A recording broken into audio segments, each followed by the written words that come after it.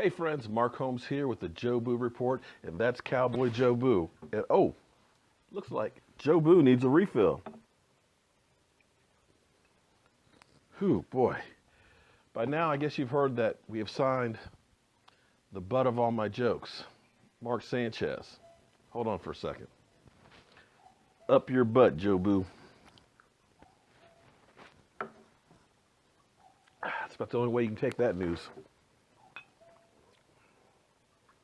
There's your refill, Jobu. We signed this guy.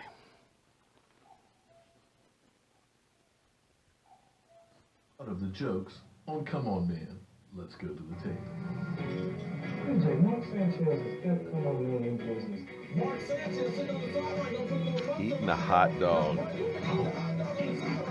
Come on, man. Come on, man. You got to be a little smoother about it. You don't eat a hot dog on set, though. Now, Mark Sanchez is going to run into Brandon Moore. Butt fumble.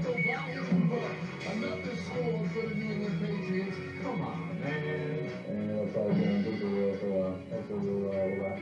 Come on, man. Yeah, we signed that guy. But in retrospect, let's be real now. How many decent quarterbacks are out there? I mean, we've been through some bad ones. I mean, we had Brandon Wheaton, and how did that work out? We had, oh, God, I don't even want to think about. Okay, we've been through some bad quarterbacks. And the reality is, if they're any good, they'd probably be starting because there's a lot of dogs out there that are starting quarterbacks. Fact of the matter is, his first couple of years, they went to the AFC Championships on a great defense and a good running game. And we do have a great running game. So hopefully it won't come down to Mark Sanchez. But the news that really surprised the heck out of me was the Eagles trading Sam Bradford to Minnesota. Now, it kind of makes sense for both sides because, of course, Minnesota figured they're loaded and ready for the playoffs. They need a quarterback. So, of course, they're going to go all out because Adrian Peterson only has so many more years. And probably since the NFL announced that the draft's going to be held in Philadelphia, somebody realized, oh, crap, we don't have a first-round pick. So how stupid would you look holding the NFL draft and you're not drafting until the second round? So it makes sense from that standpoint.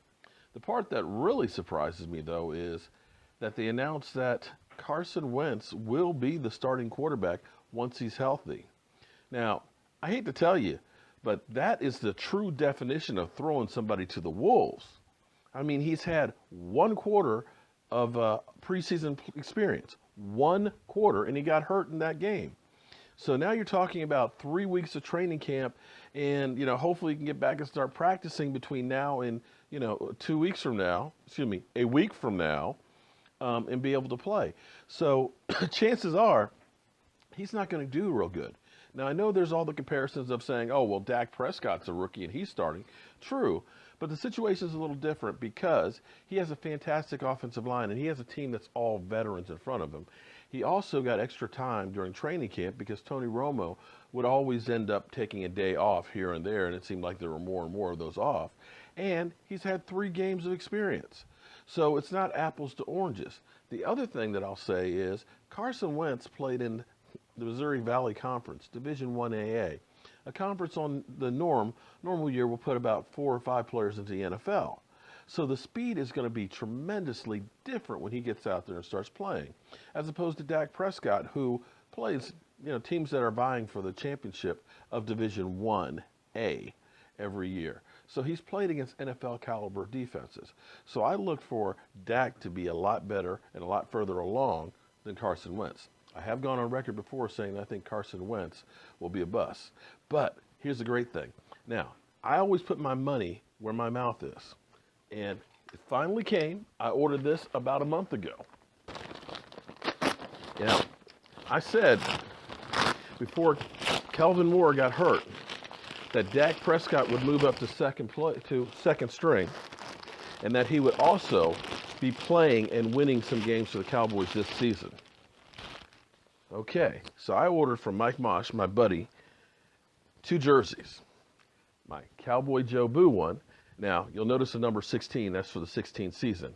I had one for the 13th season, we ended up 8-8. I had one for the 14th season, we ended up 12-4.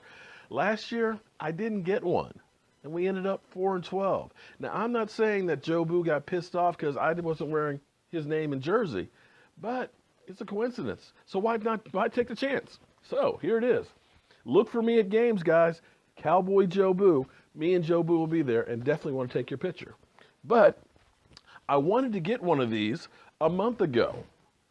Dak Prescott's number. See, Dak. And unfortunately, this is before he became the sensation. So these are actually custom made. Now you can buy them everywhere because, he's the hot commodity. But me, I ordered this over a month ago and it finally came. So Mike Mosh, thank you very much. Now, back to the Philadelphia Eagles. To me, the Eagles are pretty much saying, our season's going to suck. So we're going to plan for the future. We're going to get some draft picks, and we're going to play the young guy, get him as much experience as possible. Yes, Eagle fans, you won't get that Super Bowl ring again this year. So go ahead, give me all your hate mail, give me all your hateful comments and stuff, but that's just the way it is. I'm Mark Holmes. That's CowboyJobu. And get your Dallas Cowboy refill with the Jobu Report.